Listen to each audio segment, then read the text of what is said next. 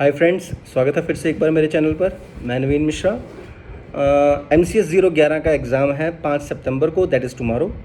उसकी वीडियो बनाने जा रहा हूँ। MCS 011 की मैं वैसे सी लैंग्वेज की सीरीज़ बना चुका हूँ, लेकिन उस पर व्यूज़ नहीं आ रहे हैं, may be because of English. अब इस वीडियो में मैं दिसंबर 2021 के MCS 011 के क्वेश्चन पेपर को सॉल्व करूँगा। इसमें मोस्टली प्रोग्राम्स हैं, तो सारे के सारे प्रोग्राम्स या कुछ प्रोग्राम्स मैं बनाने की कोशिश करूँगा इस वीडियो में। प्लीज़ हमारे चैनल के साथ जुड़े रहिए, सब्सक्राइब कीजिए, शेयर कीजिए। और अब चलते हैं हम अपनी वीडियो की तरफ। चलिए।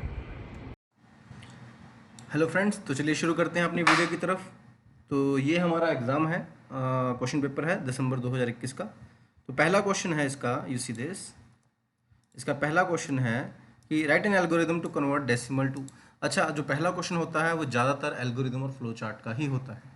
तो देखते हैं ज़रा, मैंने लिख के रखा हुआ है ये पहले ही समय बचाने के लिए, तो पहले इस पर देखते हैं। तो भैया ये एल्गोरिदम है आपका, डेसिमल से हेक्साडेसिमल। डेसिमल नंबर क्या होते हैं? डेसिमल नंबर होते हैं, just a second, decimal number होते हैं 0 से लेकर 9 तक, जो हम जनरली बोलते हैं। इनका बेस होता है 10, ठीक है, 10। और जो हेक्साडेसिमल होते हैं उसमें 0 से 9 के अलावा ABCD भी इंक्लूड हो जाती है, A to F की। इसका बेस हम कहते हैं 16, ठीक है। तो पहले हम इसको सॉल्व करते हैं और उसी को स्टेप्स में कन्वर्ट करते हैं, इन स्टेप्स को फॉलो करते हैं उसी में। सपोज मैंने आपको डेसिमल में नंबर दे दिया है लाइक 137, ये मेरा नंबर है, तो ये मेरा डेसिमल में है। Let's try to convert this. मैं इसको डिवाइड करने जा रहा हूँ 137। तो आपने इसको 16 में डिवाइड करना है, तो इसलिए आप इसको बेस 16 करके बेस 16 से सॉल्व करना शुरू करोगे। सो हम इसको 16 से डिवाइड करते हैं, तो 137 डिवाइड बाई 16, ये कितने पे जा रहा है भाई? ये 8 पे जा रहा है। 16 इंटू 8 128, तो ये 8 पे गया, ठीक है ना। 128 पे ये गया और बचा कितना है? 128 अगर 137 से माइनस करेंगे तो 9 पे गया है। अब आप इसको, जब बस हो गया, अब इसको आप रिवर्स ऑर्डर में लिख सकते हो, क्योंकि अब ये 16 से डिवाइड नहीं होगा। तो रिवर्स ऑर्डर में लिखोगे तो ये बन जाएगा 98 इन बेस 16, ठीक है ना। तो हुआ क्या है, कहता पहले आप डेसिमल नंबर को 16 से डिवाइड करो, ठीक है। कहता फ्रैक्शन पार्ट मत लेना। जब मैंने 16 से डिवाइड किया था इसको, 137 को जब 16 से डिवाइड किया था, तो it was giving me like 8.56। तो मैं पॉइंट्स नहीं लूँगा, ये बोला है मैंने, ठीक है ना। और सिर्फ 8 उठा लिया तो मैंने 8 ले लिया, ठीक है ना। 137 को डिवाइड किया हमने, तो ये 8 पे गया। सॉरी, मैंने लगता है मिस्टेक कर दी, जस्ट अ सेकंड। तो हुआ क्या है, 137 को जब मैंने डिवाइड किया तो बेसिकली ये गया है 8 पर, राइट, 8 पर गया है। तो बचा कितना है? 9, ठीक है। तो वहाँ पे मैंने गलती कर दी थी। 16 मल्टीप्लाई बाई 8 128 आता है। 137 में से माइनस करेंगे 128 को, जो मुझे दे रहा है 9। 8 पे डिवाइड किया है, रिमाइंडर आया है 9, बिल्कुल ठीक है। अब आप इसको रिवर्स ऑर्डर में लिख लोगे तो दिस इज 89 बेस 16 में। तो वही उसने बोला है कि रिमाइंडर को आप एक जगह सेव करते जाओ, फिर डिवाइड करो अगेन, और ये स्टेप बार बार चलता जाएगा। अभी तो मेरा क्वेश्चन छोटा था तो यहीं पे हो गया, ठीक है ना। एक और क्वेश्चन करके आपको फिर से क्लियर कर देता हूँ। तो लेट्स से आपका क्वेश्चन है 127। 127 को जब आप 16 से डिवाइड करोगे तो ये 7 पे जाएगा, आई थिंक, 7 पे गया, ये आया 112। 7 पे गया है ये। तो बचा क्या है मेरा? अगर आप 127 से 16 सब्ट्रैक्ट करोगे, 127 2 minute, 16 multiply by 7 minus 127, it gives me 15। तो रिमाइंडर इज 15, ठीक है। अब ये 7 से आगे डिवाइड नहीं कर पाओगे तो इसको आप रिवर्स ऑर्डर में लिखोगे। सो दिस इज 7 15, लेकिन 15 को हेक्साडेसिमल में क्या लिखा जाता होता है?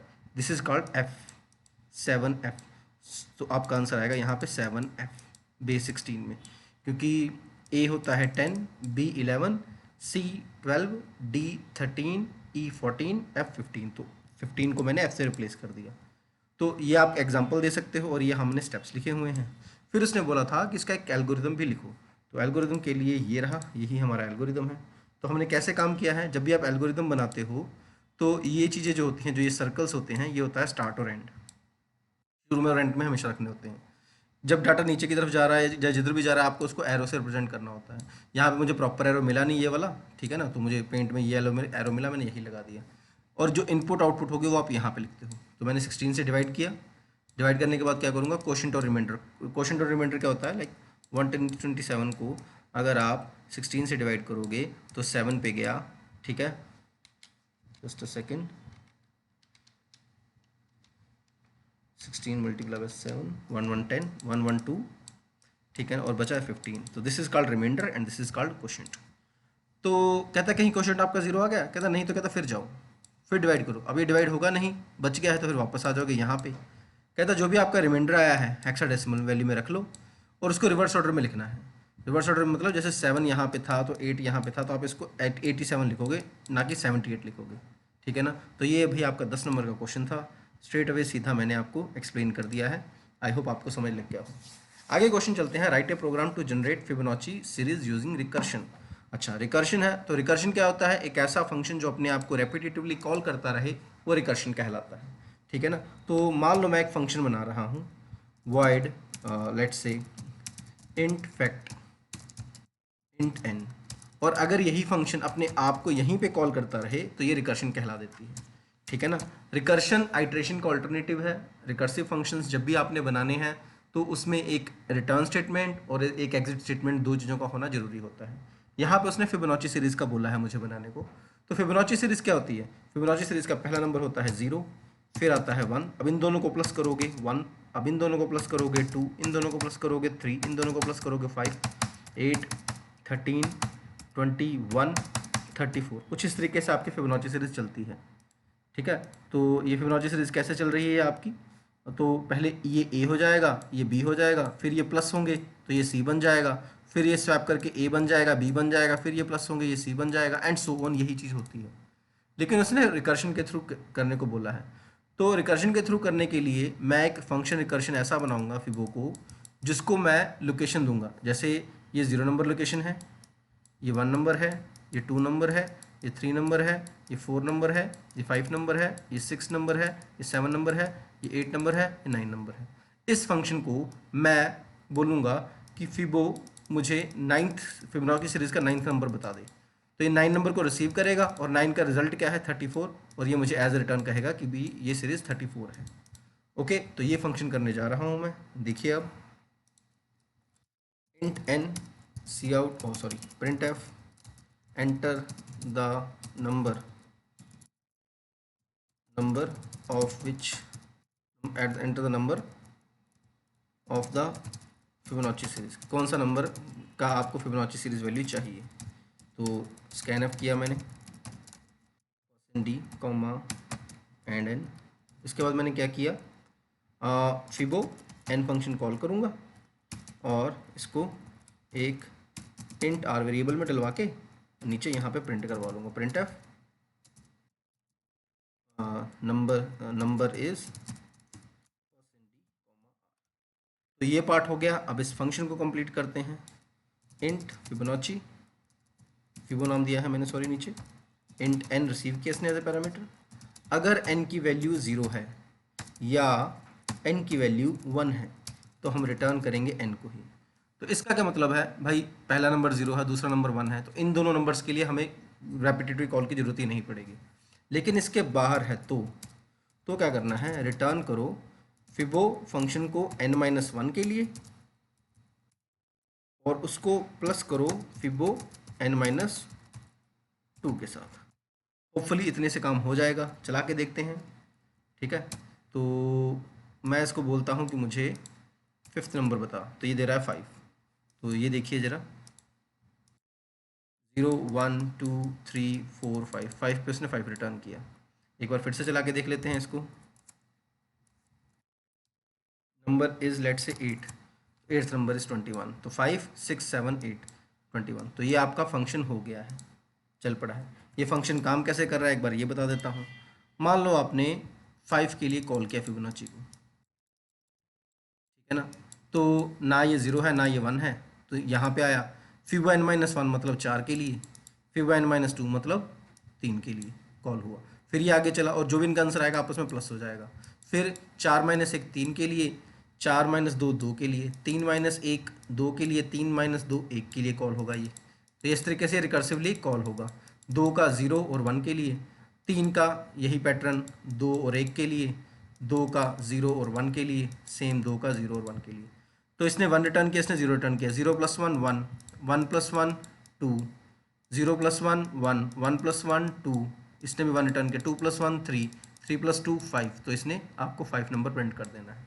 तो ये एक ट्री शेप में रेपिटेटिवली चीज़ों को कॉल करता है। तो इसके एक्सप्लेनेशन की जरूरत नहीं थी आपको, तो मैंने इतना ही लिखना था, ठीक है ना, प्रोग्राम में। तो चलिए आगे चलते हैं। आगे क्या है? ओके, वो बिग ओ नोटेशन पूछ रहा है क्या है। ओके, बिग ओ नोटेशन वैसे तो ये डेटा स्ट्रक्चर्स में या आपका जो BCS 042 सब्जेक्ट है उसमें आता है। बिग ओ नोटेशन एक नोटेशन है जो आपके एल्गोरिदम की एनालिसिस करती है कि वो एल्गोरिदम कितनी अच्छी है, कितना टाइम ले रही है, कितना स्पेस ले रही है। तो ये लीजिए इसका डेफिनेशन। बिग ओ नोटेशन हमेशा अपर बाउंड बताता है कि वर्स्ट केस सिनेरियो में इससे बुरी स्थिति में आपका आंसर नहीं आएगा, इतना टाइम से, इतने टाइम से ज़्यादा नहीं लगेगा। इसको एसिम्प्टोटिकली बाउंड रोटेशंस कहते हैं। अगर रूल्स की बात करो तो ये 3 आप अपने रूल बना सकते हो भाई, कि जब हम अपर बाउंड लेना हो तब यूज़ करेंगे, नंबर ऑफ आइटम्स को हम n कहेंगे, ऑर्डर ऑफ ग्रोथ को हम O n से रिप्रेजेंट करेंगे, ठीक है। तो ये बिग ओ नोटेशन होता है। जब आप एक एल्गोरिदम लिखते हो तो आप ये देखना चाहते हो कि वो एल्गोरिदम कितना अच्छा है, क्या वो अच्छे से काम कर रहा है, क्या वो कम टाइम में काम कर रहा है, क्या वो कम मेमोरी स्पेस ले रहा है। इसको एवेलुएट करने के लिए कई फंक्शंस हैं। उन फंक्शंस में से एसिम्प्टोटिक फंक्शंस ज़्यादा यूज़ किए जाते हैं, जो है big O, big theta and big omega. Big O notation best है, हर जगह ज़्यादातर यही यूज़ किया जाता है, क्योंकि big O notation upper bound लेके चलता है, वर्स्ट केस सिनेरियो बताता है कि भाई बुरी से बुरी सिचुएशन में आप क्या होगा। इसका मतलब ये है कि सपोज आप एक एलिमेंट ढूंढ रहे हो और वो एलिमेंट लिस्ट में पड़ा ही नहीं है, तो ये वर्स्ट केस है, बिग ओ नोटेशन ये आंसर देगा। बेस्ट केस होता है कि वो नंबर पहले नंबर पे पड़ा है, और एवरेज केसेस पे कि on and 5 to 10 times running पे वो क्या वैल्यूज दे रहा है, ठीक है ना।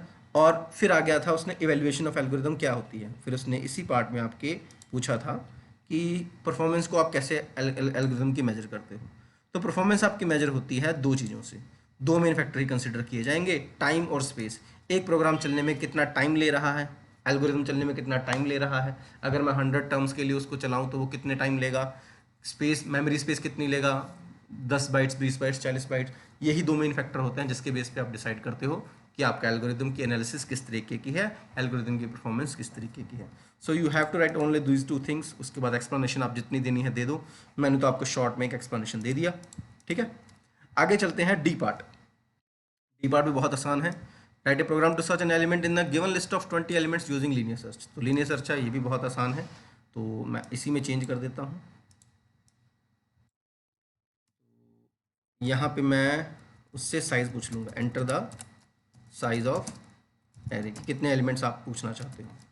यहाँ पे मैं क्या करूँगा, इंट ए उतने का बना दूंगा। एक आई चाहिए होगा, एक आइटम चाहिए होगा मुझे, ठीक है ना। अब मैं उसको बोलूँगा print F enter %d elements. अगर 20 होंगे तो 20 के लिए भी चल पड़ेगा, कोई बड़ी बात नहीं है, ठीक है। अभी मैंने फ्लेक्सिबल बनाया है कि किसी भी वैल्यूज़ के लिए चलेगा। आपको चला के दिखाऊंगा। और i = 0, i n चलता है एरे, और इसके अंदर हम पहले स्कैन एफ कराएंगे उन सभी एलिमेंट्स को, एंड a ऑफ i। जब मेरे पास एलिमेंट्स आ गए फिर मैं उसको बोलूँगा print F enter the element. कौन सा एलिमेंट आप देखना चाहते हैं, यू वांट टू सर्च, तो स्कैन एफ, आइटम वैल्यू पूछ ली, फिर से लूप लगाऊंगा। अगर आपका आइटम मैच कर जाता है मेरे AI से तो आप लूप यहीं पे रोक देना और प्रिंट कर देना %d is found at location %d, that is item is found at location i। लेकिन अगर नहीं मिलता है तो उसके लिए आप क्या करोगे, इसको बंद करोगे। इफ़ i == n हो गया है, मतलब पूरी लूप चल चुकी है, print F %d is not found in the,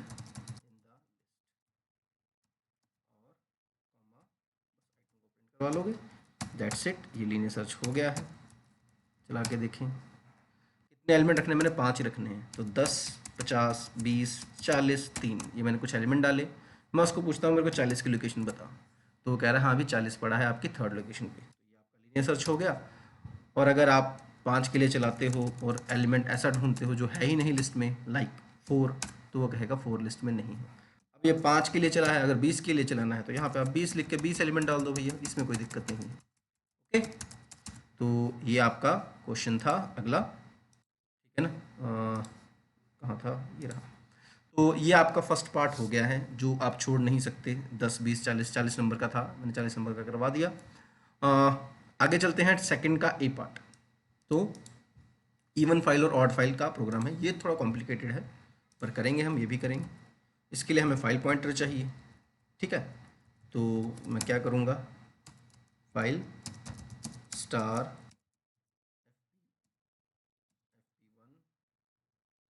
star fp2 star fp3, एक फाइल में कंटेंट स्टोर करूँगा, फिर इवन कंटेंट स्टोर करूँगा, फिर ऑड कंटेंट स्टोर करूँगा, ठीक है।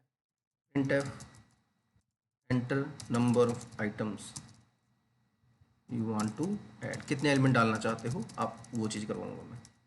तो मैं क्या करूँगा, स्कैनf %d कॉमा एंड n, तो मेरे को एक n वेरिएबल भी डिक्लेयर करना पड़ेगा, इंट n। अब मैं फाइल ओपन करूँगा, तो फाइल ओपन करने के लिए मुझे क्या करना है, f ओपन फंक्शन यूज़ करना है, ठीक है ना। तो f ओपन फंक्शन यूज़ करने जा रहा हूँ, कैसे यूज़ करूँगा, देखिए fp1 equals to f open, क्या फाइल का नाम रखूँगा, मान लो data.txt, और यहाँ पे मैं डाटा राइट करूँगा, तो राइट पर्पज़ के लिए खोल रहा हूँ, ठीक है जी। फिर मैं क्या करूँगा, फॉर लूप लगाऊंगा एक, i equal to 0, i less than n, जितने उसने एलिमेंट डाले थे वो एलिमेंट डलवाऊंगा उससे, ठीक है जी। तो इसके लिए मुझे एक और वेरिएबल लेना पड़ेगा, इंट आइटम ले लेता हूँ, ठीक है, और %d कॉमा एंड आइटम, ये आइटम वैल्यू डलवा ली, ठीक है ना। अब इसको साथ साथ फाइल में मैंने स्टोर भी करना है, तो स्टोर करने के लिए हम पुट w फंक्शन को कॉल करेंगे। पुट w फंक्शन है, पुट w फंक्शन क्या करता है, पुट w फंक्शन आइटम को fp पे सेव कर देता है, ठीक है ना। अब मैं इस फाइल को क्लोज कर सकता हूँ, तो क्लोज करने के लिए मेरे पास फंक्शन है fclose fp1। अब मेरी फाइल क्लोज हो गई है, उसमें कंटेंट स्टोर हो गए हैं। अब इसको मैं रीड पर्पस के लिए खोलूँगा, तो again fp1 equals to f open, ऊपर मैंने f ओपन की स्पेलिंग गलत किए हैं, f ओपन, ठीक है ना, कि data.txt भाई खोल दे अब इस बार रीड पर्पस के लिए। फिर fp2 equal to f open, यार इवन नाम की फ़ाइल बनेगी एक, जहाँ पे हम इवन नंबर्स को सेव करेंगे, और fp3 एक ऑड नाम की फ़ाइल बनेगी जिसमें हम ऑड नंबर्स को सेव करेंगे, ठीक है ना।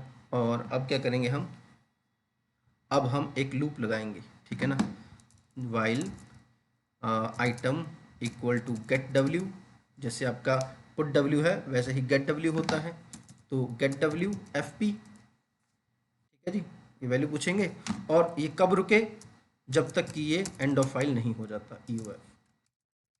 अब अगर मेरा आइटम मोड 2 इक्वल टू 0 है, इसका मतलब कि मेरा नंबर इवन है, तो मैं क्या करूँगा, इसको पुट करूँगा just a second, put w item कहाँ पे करूँगा, fp2 पे, और नहीं तो मैं कहाँ पे पुट करूँगा, पुट w आइटम fp2 पे, ठीक है।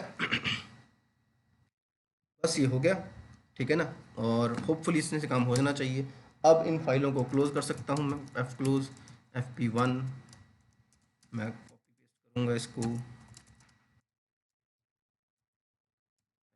fp2 fp3, ज़रा देखो उसने क्या कहा था करने को, take a list of n numbers separate even and odd numbers and put them into 2 separate files, use file handling concept, बस यही कहा था। तो देखते हैं ये चलता है, होपफुली एग्जीक्यूट कम, वेरिएबल चाहिए, और अब मैं इसको कंपाइल एंड रन करता हूँ, आइटम कॉमा fp1 था यहाँ पे, सॉरी fp1 आएगा,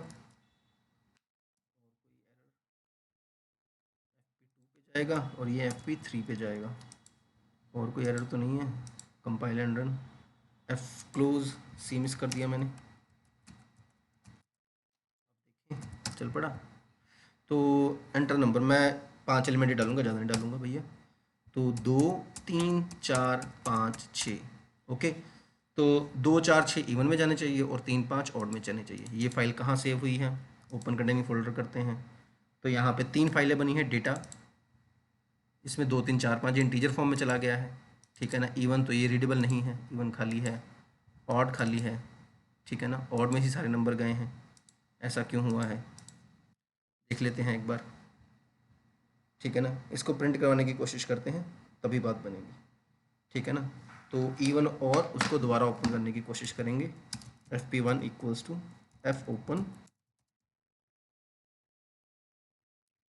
इवन डॉट txt, ये रीड पर्पस के लिए है यार, और वाइल यही चीज़ होगी यहाँ पे भी, while item equal to get w fp1, फिर ब्रैकेट्स, ये ब्रैकेट एक यहाँ पे बंद होगी और यहाँ पे मे भी इसकी गड़बड़ हो सकती है, देखते हैं ज़रा। एक में भी कंटेंट शो हो जाए तो हमें पता चल जाएगा, ठीक है ना। तो हम क्या करेंगे, /n %d कॉमा आइटम, ज़रा।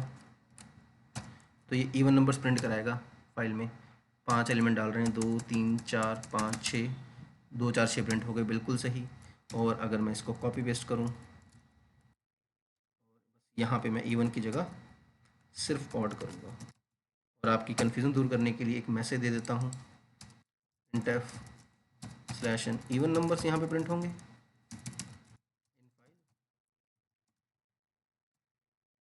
और ऑड नंबर्स, रन 5 2 3 4 5 6 कितने हैं, ओके।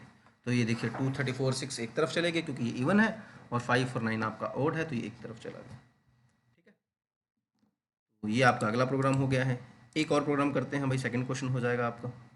3x3 मैट्रिक्स पे आप मल्टीप्लिकेशन और एडिशन करना है। चलिए शुरू करते हैं इसको भी। Int a 33 comma b 33 comma c 33 comma d 33, enter elements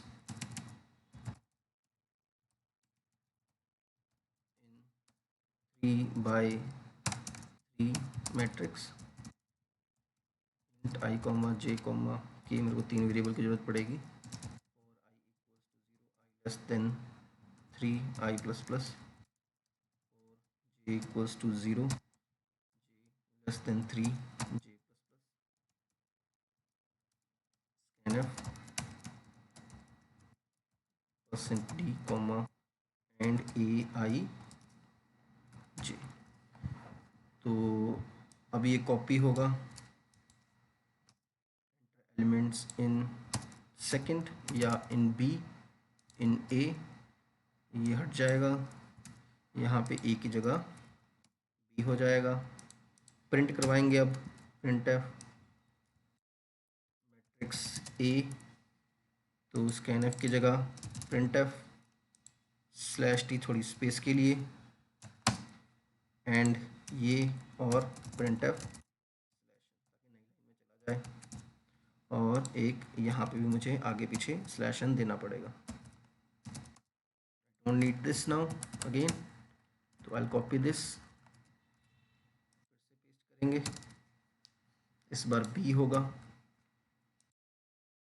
print करना है, तो यहाँ पे पहले इतना चला के देख लें कि भाई ए बी की वैल्यूज पूछ रहा है, 1 2 3 4 5 6 7 8 9, पहले में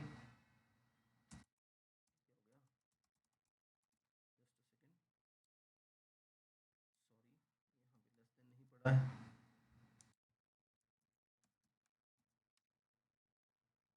यार स्क्रीन रोक के अपना देख लेना, ठीक है। और मेरे पास यानी वीडियो बहुत बड़ा चला जाएगा अगर हम ऐसे ही करते रहे तो, कहीं पे देखना हो तो आप स्क्रीन पॉज कर सकते हो, अपना प्रोग्राम नोट डाउन कर सकते हो, ओके। तो अब चलाते हैं, 1 2 3 4 5 6 7 8 9, फिर 2 3 6 कुछ भी एलिमेंट डाल रहे हैं, ठीक है ना। तो ये देखो 2 मैट्रिक्स आपके प्रोड्यूस हो चुके हैं। और अब ये क्या कह रहा है हमें, बी मल्टीप्लाई सी प्लस ए। अच्छा, एक सी भी लेना है मुझे। ओके, सो मुझे ये सी के लिए दोबारा करना पड़ेगा। आई कॉपी दिस हेयर, ये इनपुट के टाइम पे ही करते हैं, ठीक है। तो यहीं पर एंटर एलिमेंट्स इन सी, तो यहाँ पे सी हो जाएगा बस, और कुछ नहीं करना है। और अगर आप सी प्रिंट करवाना चाहते हो, copy this paste here, C matrix C, यहाँ पे सी। वैसे उसने प्रिंट करने को बोला नहीं है। फिर वो कहता है कि इसको मल्टीप्लाई करो, D equals to A plus B multiply C. Okay, D भी है मेरे पास, तो दोबारा लूप शुरू करते हैं। ये मैट्रिक्स डी का है, ठीक है ना। इसके लिए मुझे के भी लेना पड़ेगा।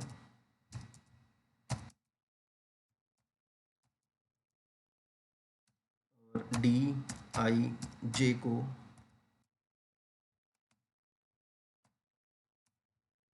शुरू में ज़ीरो करना है। और के में क्या करूँगा मैं, D I J plus A, B और सी को करना है मल्टीप्लाई ना, बी आई के मल्टीप्लाई बाय सी के जे। तो ये पैटर्न होता है भाई मल्टीप्लाई करने का। ओके, और अब आप यहाँ पे प्रिंट करने से पहले इसको प्लस भी करना है। तो D I J equals to plus equals to A I, think this is enough, ये हुक कर देगा आपका काम। डी एंड दैट्स इट, ये प्रोग्राम था आपका। You can pause this. Main तो ये चीज़ है आपको, इसके अलावा तो बस आपकी इनपुट ही है। इनपुट आप यहाँ पे है, ये इनपुट ले सकते हो, प्रिंट कराना ज़रूरी नहीं है। तो फटाफट रन करके देख लेता हूँ मैं। 1 2 1 2 1 2 3 2 1 2, छोटा एलिमेंट डालूंगा ताकि मल्टीप्लिकेशन करनी आसान रहे। ओके, तो डी आ गया है। एक यही आंसर गलत आ रहा है मुझे लगता है, पर मोस्टली ये सही है। आई थिंक मैंने एक बड़ी वैल्यू डाल दी थी, मैं इसलिए भी हो गया होगा। तो बी और सी को मल्टीप्लाई किया है, तो मैं थर्ड नंबर प्रिंट करने की कोशिश करता हूँ। तो ये नंबर जो है ये हुआ है, ये बी है, और ये पहले इसके साथ हुआ, इसके साथ। सो 2 into 6 12, 3 into 3 9, and 1 into 1 1। 12 plus 9 21, 21 plus 1 22 हो गया। 22 होने के बाद क्या हुआ है, अब ये वैल्यू इससे प्लस हुई है। 22 प्लस 1 23 होना चाहिए, ये चेक कर लें पहले। तो इधर से, ये इधर से होना चाहिए था ना। सो 2 इंटू 6 3 इंटू 3, हाँ। और अगर इधर होता हो तो 2 इंटू 2 4, 3 इंटू 2 6, 5 इंटू 1 5, 6 4 10, 10 5 15, 15 प्लस ये ए की वैल्यू से ऐड हो जाएगा। ए की वैल्यू थी यहाँ पे 1, तो ये 16 आना चाहिए। कोई गड़बड़ हो रही है, ज़रा देख लें। पर ये आई थिंक मोस्टली मैंने ये सही लिखा है, कोई गड़बड़ नहीं है इसमें। चेक कर लूँ कोई और गड़बड़ तो नहीं कर नहीं। यहाँ पे ए की वैल्यूज़ पूछी है, यहाँ पे बी की वैल्यूज़ पूछी हैं, यहाँ पे सी की वैल्यूज़ पूछी हैं। ए प्रिंट कराया है, बी प्रिंट कराया है, सी प्रिंट कराया है। डी में मैंने क्या किया है, शुरू में ज़ीरो कर दिया है। D I J plus equals to A B I के मल्टीप्लाई बाय सी के जे। दिस इज़ फाइन, कोई इशू नहीं है इसमें। D I J equals to zero है। फिर मैंने क्या किया, जो मेरा डी आई जे है उसको प्रिंट कराने से पहले मैंने प्लस कर दिया उसको ए आई जी के साथ, डी आई जे की वैल्यू को ए आई जी की वैल्यू। तो दिस इज़ फाइन, कोई दिक्कत नहीं है। कोई और गड़बड़ होगी, ठीक है।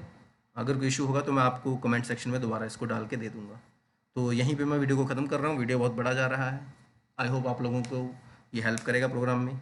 हमारे चैनल को सब्सक्राइब और शेयर जरूर कीजिए। See you in the next video, cheers.